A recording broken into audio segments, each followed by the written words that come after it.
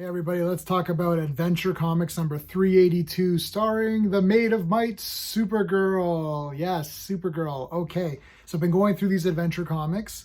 Love all the stuff with Supergirl. Love Supergirl. She's awesome. Always loved her. I got a few statues, but so I've been going through these kind of in mishmashy order. I do own a few of them, so I've been showing you some of the physical ones. I don't own this particular issue, but I figured I'd do it because I did 381. I do plan on buying all of these. So I have sort of an ongoing mission of collecting up all of the Superboy stuff. I might add Jimmy Olsen to that collection. Obviously, I'm getting the Legion of Superhero stuff, and yeah, you got to get Supergirl. Action Comics and Superman, I just buy those whenever I can. I've got so many of them on digital. And obviously, it's very difficult to get any of the first even like 150 of Superman's or Action Comics. They start getting pretty pricey. So Superman's my favorite character of all time. That really includes the Superman family. So that would be Superman, Superboy, Supergirl, right? So any of the super people, they're kind of my all-time favorites. But let's get into it. So we'll look at it through the iPad. It is what it is. So Adventure Comics is there's always, so they always start off with these kooky covers. So Supergirl's trying to go to the fortress. And now I've never seen it actually played out in a comic the way this plays out. But he says, "You can't open my fortress with that key, Supergirl. I've booby-trapped the lock from now on. This place is off limits to you." You're like, whoa. This is the whole Superman is a dick. Remember that? There was a website, I think it was like Superman Dickery or something like that. So here's your second cover, basically. They always have these secondary covers. And he's like, so he tells this guy Topar, it's like, remove Supergirl, remove her powers. You're like, whoa, like what is happening? And she's like crying, and she's like, oh, I botched our last assignment, so Superman hates me. And you know, I love the way that these Adventure Comics really play on outlandish, crazy, shocking things. Oh man, Supergirl's lost her powers, or everyone hates Supergirl, or you know, they found out her identity, or she's failed and everyone dies, or you know, it's always some sort of shocking thing. Superman hates her, right? There's always some kind of shocking thing that happens with these comics. Happens in Superboy as well. So anyways, they're flying back after a mission, which we will get a flashback to. They're flying back and Superman just gives her the cold shoulder. Would Superman really do that? Like, why is he behaving like such an asshole? Like, I don't think Superman would do that. That's like the hashtag not my Superman. You're not, you know. So anyways, Linda's out with her boyfriend here. And then they're attending some lame lecture, and then all these rockets go off. And the rockets go off and they spell the Red Rebel. And you're like, oh, who's the Red Rebel? And you're like, okay, you know, who's that? Maybe that's the villain of this comic. Who knows? So anyways, to me, it was a lame lecture. So he really kind of, the Red Rebel really kind of jazzed it up a bit, made it more exciting. But Linda and her boyfriend here are like, oh, these hijinks and all. I love that it's like these big hijinks. I go, okay, well, the guy set up rockets. That's pretty crazy. So then anyways, Supergirl's flying around and one of her Linda Danvers robots is like not in the tree. So Superman, Supergirl, Superboy all have super robots of themselves. Their various identities. They have also a replicated, like a duplicate of themselves. So there's like a Linda robot, there's a Supergirl robot, and they're usually hidden in trees and random places like that. They're controlled by super ventriloquism sometimes, or super thought other times. And they perform various tasks for the super people. Depending on what's needed, they can serve as like, you know, proof of as an identity. Like, oh, I see I'm next to Linda, so it's not me, you know, stuff like that. They do other tasks. Now, they all have the powers of Superman and Supergirl or whatever it is, which seems weird. Like, how did they give them the powers? But look, it's just the kind of stuff that we took in the pre-crisis era, and we just took it for granted. It's like, it's Superman and Supergirl. They can do these things. And I kind of like it because I always felt that these comics sort of had a anything goes. So your imagination is really the only limitation there is. So you could do anything and it would make some kind of sense because it's Superman or Supergirl. So we got this energy character. It's like, oh, you know, it's like, I am Topar. It's like, okay. And it's like, well, let me take a look. And she can't see him, of course.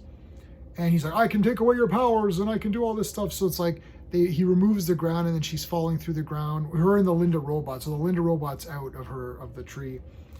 And he's like, oh my God. So she flies back and it's just like, what's going on? Who is this Topar? Like, what happened here? In the meantime, these meteors start coming down. So Supergirl flies up and just does like a thunderous clap and smashes them all to bits. But unfortunately, it's not enough because it starts to rain the little fragments. And Supergirl thought she got them all, but she's been down on herself because she botched a little bit of a mission with Superman, which we're going to get to. The Dean is also accusing her of being the Red Rebel, so she's got that on her mind. Anyway, she collects them all up, and they're all in the sky, turns the sky all like red because they're very, very hot. And she's thinking like, how is this even possible? In the meantime, there's a Supergirl robot now being controlled, doing all this wacky stuff. This is another staple of Superboy and Adventure Comics. These like really these pre-crisis ones where they're being framed all the time, or one of the robots goes haywire, or whatever. So anyways, it like freezes. So the Supergirl robot like smashes through into the ground and all this water spurts out. She freezes it. She starts throwing these massive icicles, and then she makes it rain on everybody. So just causing a lot of trouble here. And Supergirl shows up and tells the robot, like, what's your problem? Like, why are you doing all this? And the robot's like, well, you asked me to do this. And it's like, no, I didn't. So again, Topar strikes again. There's her taking the robot down in the corner there. I always love the art here. I do like the Supergirl blue, full blue. I didn't like it before, but after reading a lot of these adventure comics, it's just, I'm used to this now. So it's starting to feel more like this is kind of what Supergirl's costume should be. But the classic red dress is still great, but this vintage blue one seems to really speak out to me. So she's thinking back like, oh yeah, Superman was upset with me about this mission. So they flash back the mission here, and there's this villain, what was his name again? Volinek. And he has like this super shield, and Supergirl comes in and she uses her heat vision, but the shield is made of special metal and it actually reflects her vision and shoots back up into Superman. So he like angles it to hit Superman, and it actually like magnifies the heat vision. So Superman just got nailed. And the guy's like, ah. So they ended up catching him because Supergirl just punched him out and that was it. But she's thinking, oh, Superman's upset with me because of that botch or whatever. In the meantime, she catches up to the Red Rebel. So this is just random. He's doing another task. She rips off the mask and then it's her boyfriend. And she's like, what are you doing? He's like, oh, this is my sociology experiment. I want to see how people react to vandalism.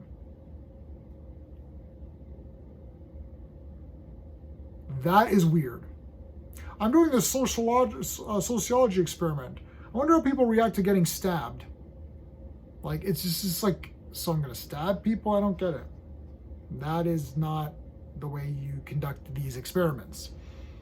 Anyway, she's like, well, you're going to have to answer to the Dean, but I'll put in a good word if you help me out. So he's like, sure. So they concoct this gas to test, to show the effects of pollution. And Supergirl spins around and makes the gas spell out Mixie Pitlick backwards. And so this Topar character says, hey, why is it saying, and he says it backwards, and he doesn't turn. And so that was sort of Supergirl's way of testing, because she thought, well, this could be Mixie Pitlick, which I can never say properly. I'm trying. Mixie's Pitlick. She's like, maybe it's him, but no, it's not. And so she's like, okay, I think it's some sort of robot or android or something. So she has this magnet, and boom, she sucks Topar in, and there you go, he's a robot. Now, this robot is actually the robot that Jor-El built on Krypton that was supposed to train Superboy with his powers.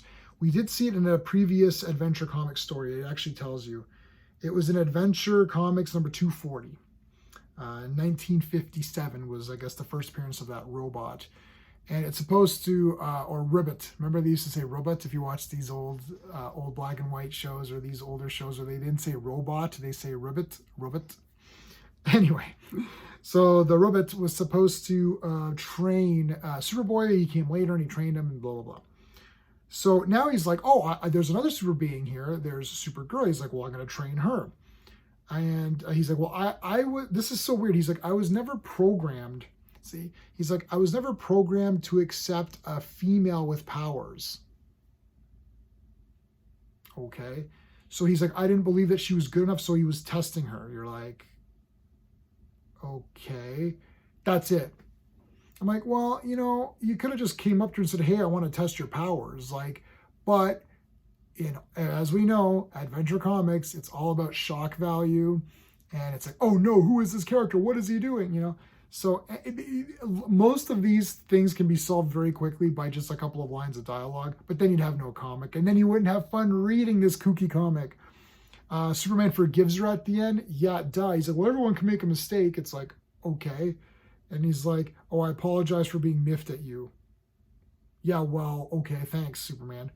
Anyway, so that is Adventure Comics, number 382. I love these comics. I'm going to definitely get all of them, especially basically from 300 and on. I'm going to probably get them all. I really want the Legion appearances, though those are important to me, but I'm really getting into these Supergirls, and I'm for sure getting the Superboys because that's all part of my Superboy collection. It's very difficult to collect Action and Superman of that time. I might get some here and there. I do buy a few here and there when I see them for good deals. I'd love to grab some of the Jimmy Olsens as well. I just got the omnibus for the Fourth World, which has some of the Jimmy Olsens, all of the ones that Jack Kirby did. But let me know your thoughts in the comments about what you thought about Adventure Comics. Are you a fan of Supergirl in this pre-crisis era?